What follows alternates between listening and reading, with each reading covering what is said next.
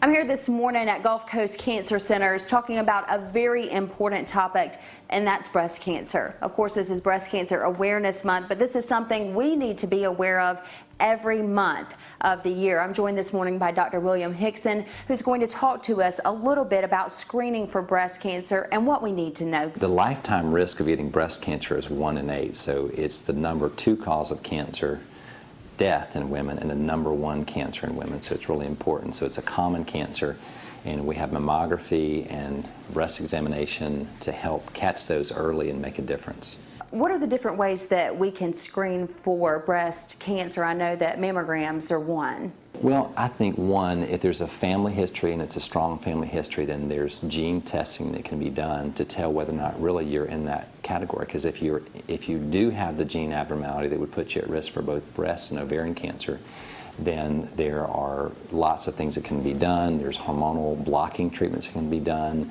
that can delay ultimately mastectomies and hysterectomies with removal of the ovaries.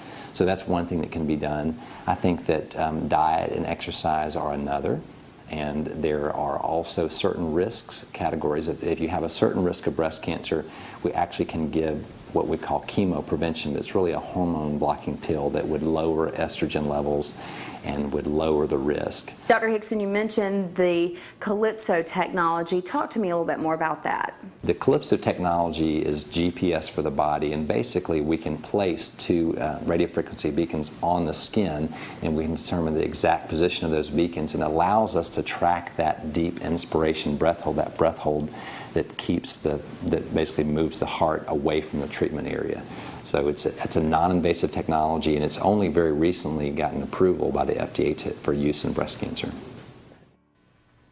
Some great information there with those from the Gulf Coast Cancer Centers. And remember, breast cancer awareness should be a year-round thing, not just something remembered for 1 month. It could save your life. Coming up, we're headed